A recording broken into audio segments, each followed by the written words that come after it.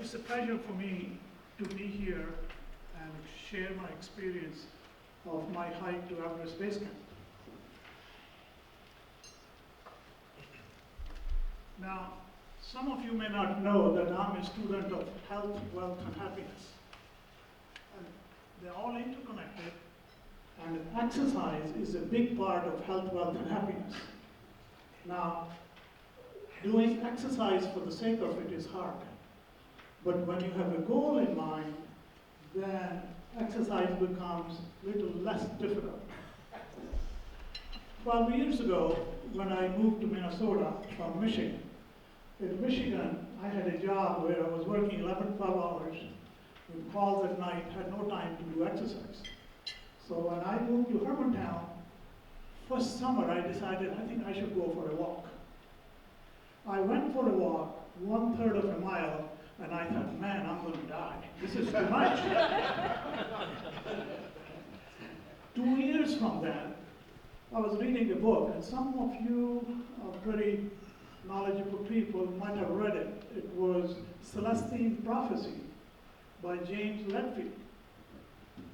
And in that book, James talked about that people, in this book, I know it's a fiction, but you believe whatever you want to, and I believed in it, what he was saying, that if you go there, you can see the aura in people. Now we all know that you have paintings and all the saints and holy people have auras, but you and I don't. So I thought, wouldn't that be a cool experience if I can see the aura in ordinary people? I know it exists. Well, it's a hard hike. There are thousands of steps. And I trained for it, went for a hike, completed it successfully, didn't see a thing. So the peak, see, it goes up and then goes down. The peak with my traveling partner is about 13,600. Before that, the highest point I hiked was Grand Tetons. It was 9,900. And then I drove to Alpine in Rocky Mountain National Park, which is about 12,500, but I drove there, I didn't hike. So once I completed that, I was talking to someone, he said, you train, you work, you're fit, why don't you go to Annapurna in Nepal, which is about the same height. You start a lot lower, but you finish at the same height. So I went to Annapurna, and it was a wonderful experience. To the extent, there were parts of Annapurna where all of a sudden you really feel light on your feet, you feel good. I could feel the energy in those forests. You truly could. Coming back from Annapurna, all hikers are pretty much the same. They like to brag. We were sitting there having lunch, and I was talking to this couple, and they said to me, he said, you know something? I think you like hiking to Everest Base Camp. And I said, man, at my age, Everest Base Camp? No, I'm not going to do that. And guess what happened to me? There was a little voice in my head saying, Vinod, you got to do it. If you don't do it, you're going to be sorry when you die that you had an opportunity to do it. And it won't go away. For a few months, it just won't go away. Only time it went away was when I put the money down for that trip. Okay. After that, I never heard from it. Now, interesting thing is, my traveling partner told me that she wasn't going with me. She had enough of my hiking. I advertised in the paper, see if anybody wanted to go with me. No takers. So I went from US by myself. And these are a couple of shots of Annapurna. I'm taking a picture at Annapurna. And this is my training. This is Spirit Mountain, in case you haven't noticed that. And for training for Everest Base Camp, I went up and down, and by the time I finished my training, I did it 3.5 times. And some of you may not know, from the chalet on Grant Street to the top of the lift is 700 feet. So if you do it 3.5 times, that means you're doing more than 2,000 feet up and down. Okay, so I took a selfie, you can tell. So here's some stats for Everest Base Camp. Population of Nepal is 18 million. Kathmandu is about 1.5. Elevation of Kathmandu is around 4,000. You know, when you are on a hill, depends where you measure it at. And temperature in October, which was last year I went in October, it is about 57 to 67. This is in Kathmandu, not at the base camp. And then, just for information, temperature drop per 1,000 feet is about 3 to 5 inches per minute. Now, here's the group. There were 5 people from Australia, 1 from New Zealand, and then me. And Amy, who was from Australia, I think something happened there. See if you can show it now. No. Anyway, Amy was 24 years old, Justin 26, Ryle was from Australia 26, Pauline also 26, Andy, he was from New Zealand, was 50 years old. And then there's another person's name, I don't know what happened to the slide, Roscoe, he was 60 years old. Then I was 70, I was the oldest person in the group. Now how do you get there from here? You go Duluth to Minneapolis, to Amsterdam, to Delhi, and then you take a siesta in Delhi for 8 hours. Because most of these flights from Europe to Delhi, they arrive there around 11, 12 p.m. at night. And Kathmandu is shut down at night. The first flight to Kathmandu is 7 a.m. And then you just sit there and then take the flight to Kathmandu. The next day you fly from Kathmandu to Lukla. It's a 40-minute flight. Okay? And the hiking starts from Lukla. Here's the map. Okay?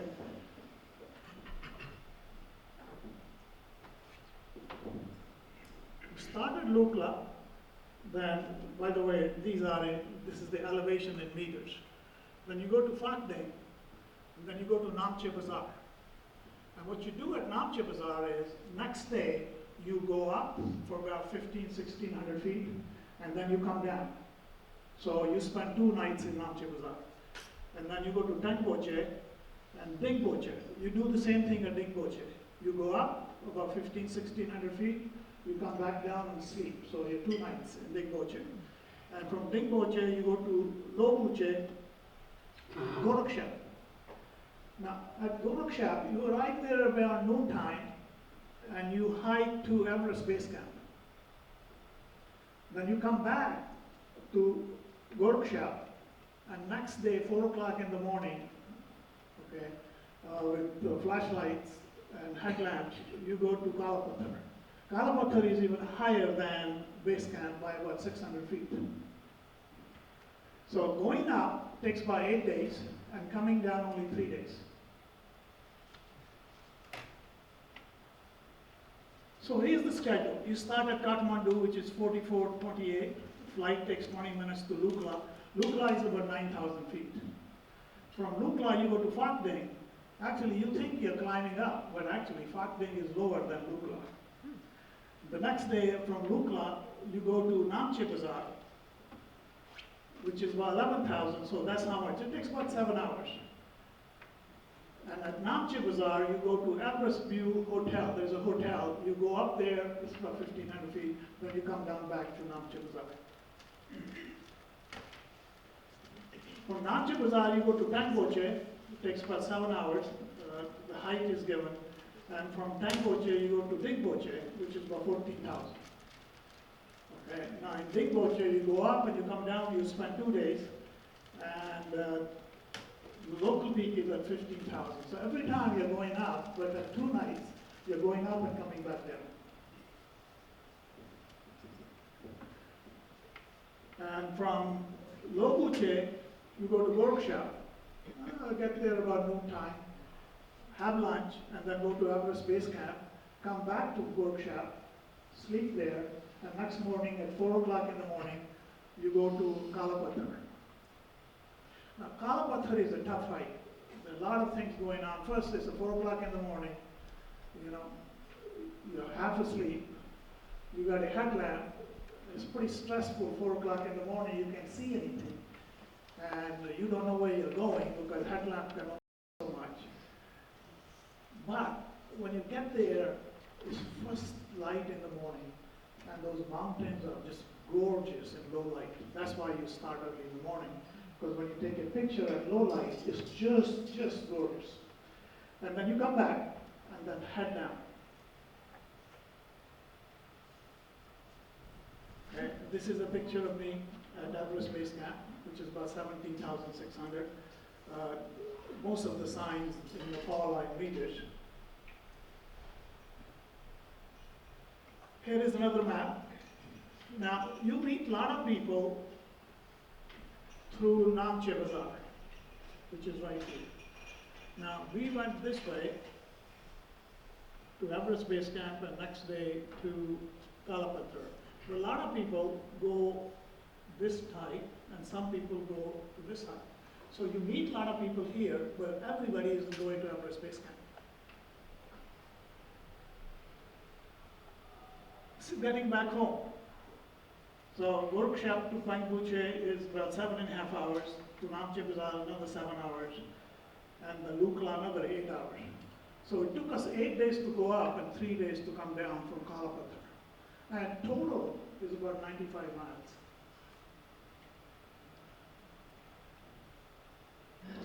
Now, thin air does weird things to people, and it's not the same. Okay? We were 7 in our group, and everybody had a different, you can call it condition or ailment. It's truly not an ailment. Okay?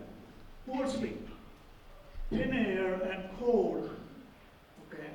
You can't sleep very well. Number one. Number two, at my age, and some of you are, I think, about my age, you know how sleep is. You can't sleep very well. Third is that there is no light.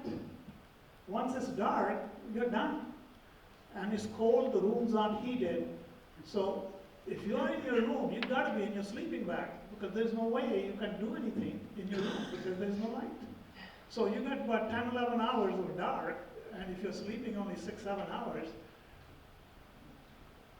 can't sleep. Vomiting is a big issue. Okay?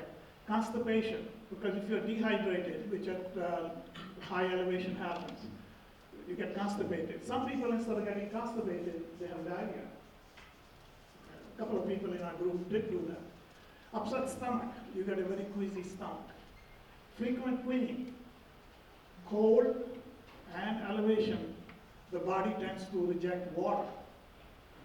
Farting, because of the low pressure, initial first couple of days, that happens. And since you can't sleep very good, guess what? Human nature is such that when you dream, you always dream bad dreams. Okay? So you have vivid dreams. And the worst of them all is altitude sickness. And if you get altitude sickness, what they advise is instead of going up, you go down. And if you're really bad, this is what happens. They call a helicopter, and they put you in a helicopter to Kathmandu. And you cannot go on a hike to Everest Base Camp without insurance, because you don't know whether you're going to get the altitude sickness or not. If you do, then they want to make sure there is somebody to cover the ride of helicopter, which costs about $500. It's only a 40-minute ride.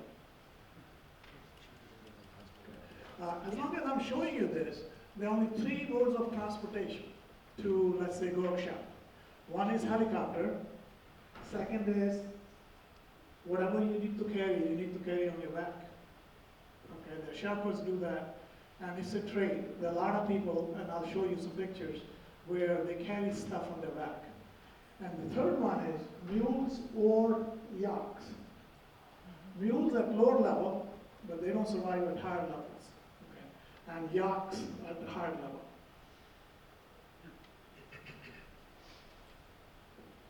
This is the kind of food you get when you are doing Everest Base Camp. You get cereal and milk. You get egg spread on a flatbread. They have a flatbread and they make egg and they spread it on it. Noodles with and without eggs. Sherpa stew, which is essentially potatoes. Okay. And then you get a dal bhat. Dal bhat is a typical Nepali dish.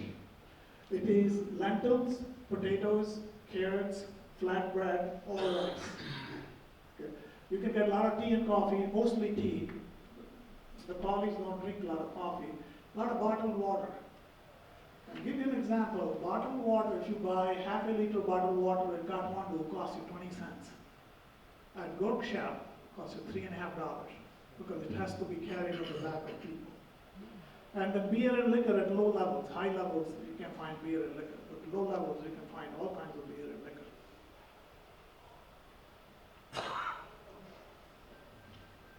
Now this is interesting. Even at those high levels, you can find Wi-Fi. You have to pay for it by the hour, which is generally $3.50 per hour, but at least you have it. Okay? No heat in the rooms, toilets are available, but you have to take a bucket from a drum of water to flush it.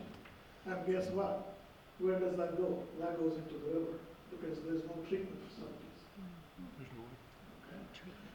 I was on the hike for 11 days, didn't take a shower for 11 days. Now, only good part of that is I didn't need one because you're climbing up, it's cold, you don't sweat. Electricity is available because they have solar panels, but they want to conserve it for the dining room. So they don't allow you, the wattage maybe 0 watts, a bulb in your room, and after dark, they turn that off. So there's no electricity, practically. Now here's a picture of a river called Duluth, because it's coming from a glacier. And as if you have gone to Alaska, you know that as the glacier moves, it grinds the rocks around the glacier. And the water of the river looks like milk, so they call it Milky River. Now, this was our first stop for lunch, and you can see that's how the streets look. There's no paved roads. This is the best street. There's a mule, and they're all waiting to be loaded. A whole bunch of people like us with their backpacks. Okay, so now, interesting thing you might have noticed, the signs are in English.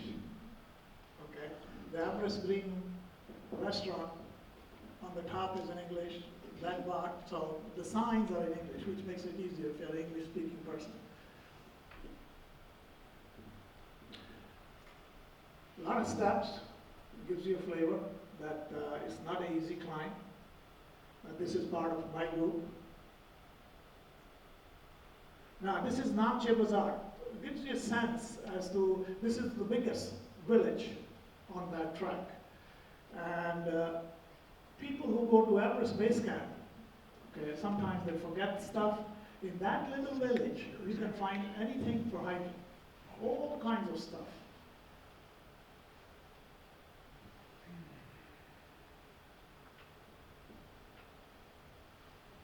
Now, from Big Boche, when we went to a local peak, that's the picture we took when we got to the local peak. This is a group of 7 right there.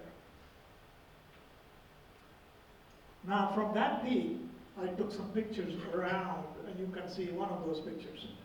And I did point out in that map that as you go up, you see different peaks of Himalayan range.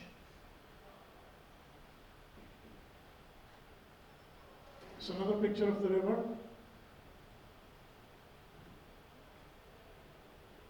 Now, in Big Boche, when I got up in the morning, there was snow, 2 inches of snow during the night, and it was just gorgeous. So I took some pictures of the mountains around me with a couple of inches of snow. Now, in an hour or so, the sun came up, and all the snow was gone. But during that 1 hour, it was tremendous. Here's another picture.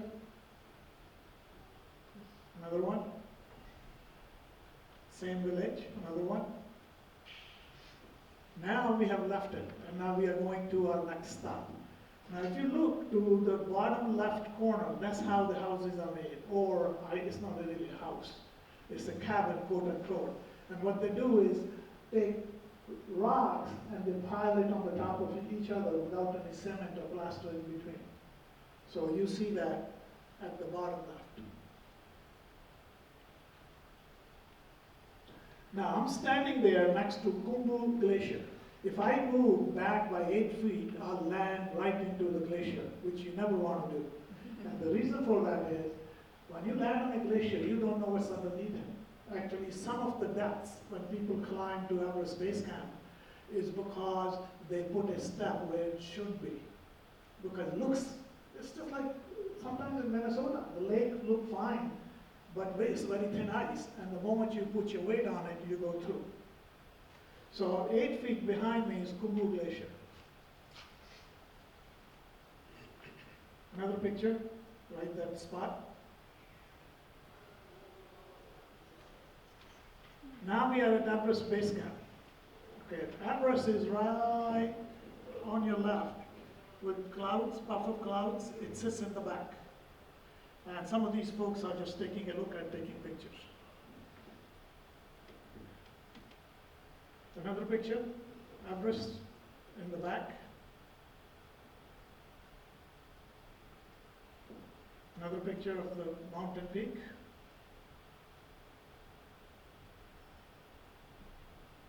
Now that's a group picture at Everest Base Camp. We have a guide and a Sherpa and 7 of us. So there are 9 people in that picture. Now let me show you in just a moment. This is where Everest is, right there. It sits in the back.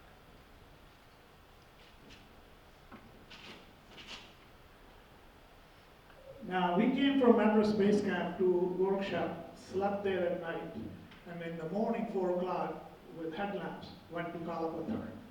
I didn't want to take my hand out of my glove because it's cold and windy and in the morning, so I didn't take any pictures. So the picture we took was when the sun came out. This is the first picture. Now in this picture you see, the women were not with us. Okay, I think they were the wiser ones. They told us, you guys are crazy, we are not going, we had enough of this, you go by yourself.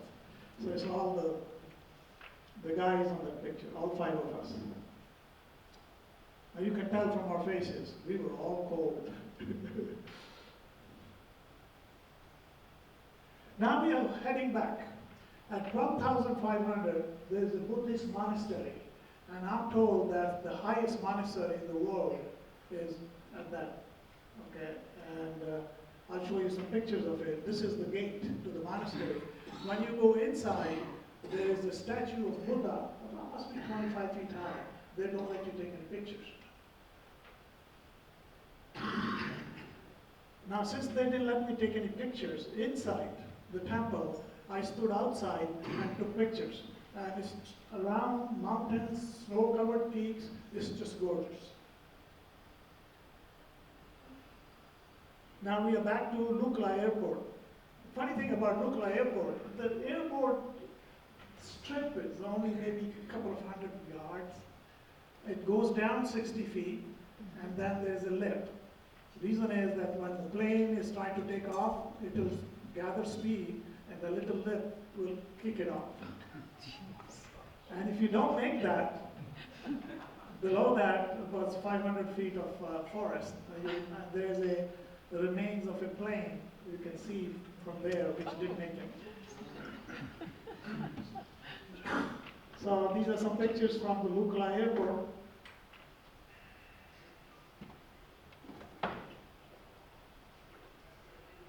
So what I've shared with you is my attempt to be happy, wealthy, and healthy through exercise and having a goal of making to Everest Base Camp for that exercise.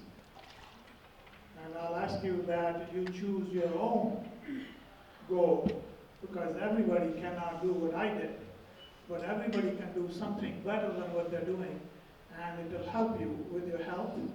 And if you have a good health, it will save some money for you, because there's some physicians in the crowd, they know that. And also, physical activity helps you with your happiness. So choose your own goal and go for it, and make happiness a habit. Thank you. Now,